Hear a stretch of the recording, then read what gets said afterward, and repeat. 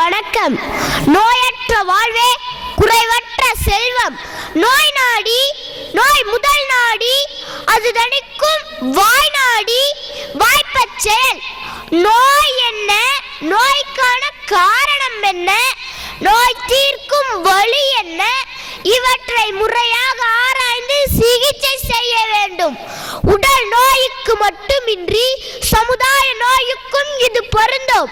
திராட்சை, முட்டைகோஸ், cauliflower, beetroot, தக்காளி, கேரட், கொண்டை கடலை, கத்திரிக்காய், வெண்டைக்காய், கொத்தமல்லி, புதினா, வெற்றிலை என நாம் அன்றாடம் விரும்பி உண்ணும் காய்கள் பழங்களின் புத்துணர்ச்சி குறையாமல் இருப்பதற்காக நாம் என்ன செய்கிறோம் தெரியுமா? என்ட்ரின், எகோலக்ஸ், சுமதியான், மாலதியான், பாரதியான், பாலிட்டால், நுவோக்ரான், டெமக்ரான், டைட்டேன், ஹினோசான், மோனோக்ரோட்டோபான், என்டோசல்ஃபான் இப்படி விதவிதமான நச்சுத்தன்மை உடைய ரசாயனங்களை தெளிக்கிறோம். விஷம் தெளித்து விஷம் வளர்த்து விஷம் சுவைத்து வளர்கிறோம். நிலம் விஷமாகி, பயிர் விஷமாகி, உணவு விஷமாகி, உடலே விஷமாகி நெஞ்சம் துடி துடிக்கிறது நண்பர்களே. எடை குறைவாக பிறக்கிற குழந்தைகள், பிறக்கும் பொழுதே பல்வேறு நோய்களுடன் பிறக்கிற குழந்தைகள், சின்ன வயதிலேயே மூக்கு கண்ணாடி அணியும் குழந்தைகள், நோய் எதிர்ப்பு சக்தி இல்லாமல் வைட்டமின் மாத்திரைகளையே நம்பி வாழும் மனிதர்கள், மருந்து மாத்திரைகளையே உணவாக கொள்ளும் முதியவர்கள், இப்படி நம் ஆரோக்கியமற்ற வாழ்க்கைக்கு நம் பரபான இயற்கை விவசாயத்தை மறந்துதான் காரணம். வெளிநாட்டு பூச்சிக்கொல்லி மருந்துகளும் செயற்கை உரங்களும் வாழ்க்கையே சூறையாடும் வெளிநாட்டு முதலாளிகளையும் எப்போது விரட்டி அடிக்க போகிறோம்? இச்சமூக நோய்தான் நம் உடலில் உள்ள அத்தனை நோய்களுக்கும் ஆரம்பம். கடைக்கோடியில் வாழும் சாதாரண குடிமகனுக்கும் எந்த நாட்டில் கல்வியும் மருத்துவமும் பாரபட்சமின்றி கிடைக்கிறதோ அந்த நாடுதான் வாழ்வதற்கு தகுதியானது. பாகிஸ்தானில் இருந்து சிகிச்சைக்காக இந்தியா வருகிறார்கள் நோயாளிகள். அதே நேரம் உயிருக்கு போராடும் முதியவர்களை கட்டிலில் வைத்து தூக்கி கொண்டு மருத்துவமனையை தேடி ஓடும் அவலத்தில் இன்னும் பல ஆயிரக்கணக்கான கிராமங்கள் இந்தியாவில் இருக்கின்றன.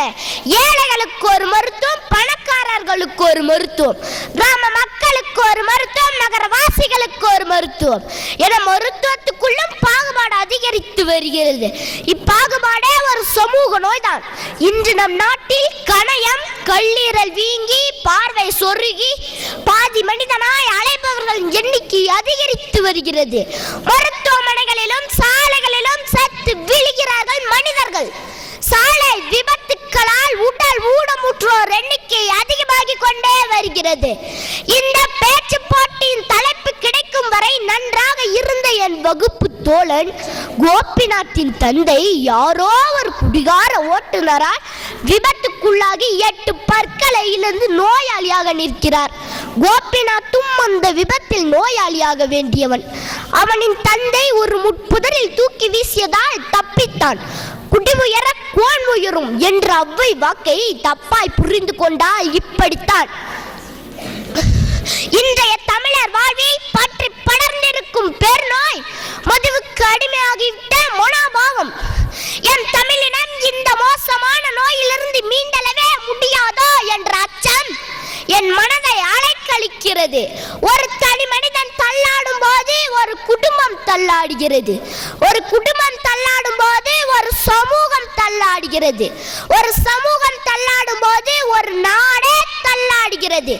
அப்படி ஒரு தள்ளாட்ட நோயால் நம் நாடு சிதைக்கப்பட்டு கொண்டிருக்கிறது. இந்த நோய்கள் மட்டுமா? பாலம் கட்டிய நோய், பருப்பு இறக்குமதி நோய், சுடுகாடு கட்டிய நோய், மணற்கொள்ளை நோய், மாட்டுத் தீவன நோய்,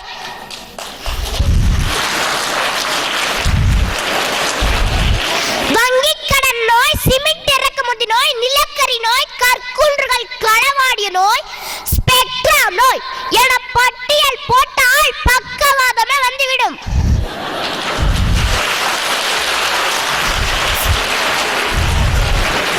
வல்லரசாக வளர்ந்து கொண்டு இருப்பதாக வார்த்தை பந்தல் போடப்படும் இந்த மண்ணில் இன்னும் கோடி மக்களுக்கு இரவு உணவு இல்லை. உலக மக்கள் தொகையில் கல்வி அறிவு அற்றோரில் 25% இந்திய மக்களே.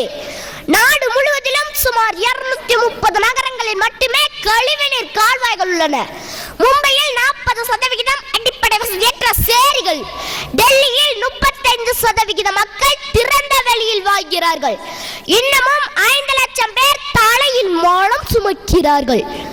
ஒரு பக்கம் பசித்தவனுக்கு உணவில்லை, இன்னொரு பக்கம் 50 மில்லியன் டன் உணவுப் பொருள் சேமிப்பு கிடங்கில் பயன்படுத்தாமல் வீணாகிறது.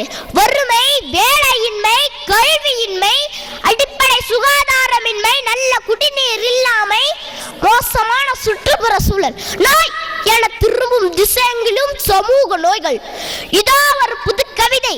வாயில அழுக்கென்று நீர் எடுத்து கொப்பளித்தேன், கொப்பளிக்க கொப்பளிக்க வாயும் போயாமல் அழுக்கும் போகாமல் உற்று பார்க்கிறேன், நீரே அழுக்கு.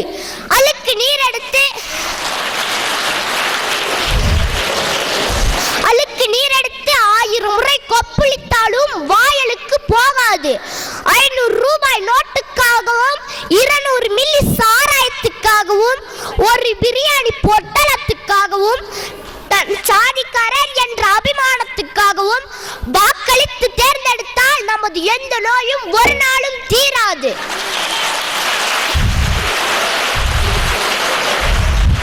சாக்கடை என்று மூக்கை பிடிப்பதால் அசுத்தம் நாற்றம் போகாது. அடுத்த தலைமுறைக்கு ரோல் மாடலாக காந்தியும் நேருவும் காமராசரும் தான் இருக்க வேண்டும் என்பதல்ல. மாணவர்களாகிய நாமே அடுத்த தலைமுறைக்கு ரோல் மாடலாக அரசியலில் இருக்கலாமே.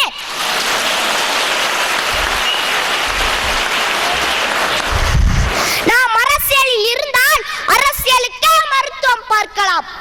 அரசியல் மட்டும் ஆரோக்கியமாக அமைந்து விட்டால் சமூகத்தின் சகல நோய்களுக்கும் மருந்து தானாகவே வந்து சேரும். மக்கள் அனைவரும் நோயற்ற வாழ்வுடனும் குறைவற்ற செல்வத்துடனும் வாழலாம். நன்றி, வணக்கம்.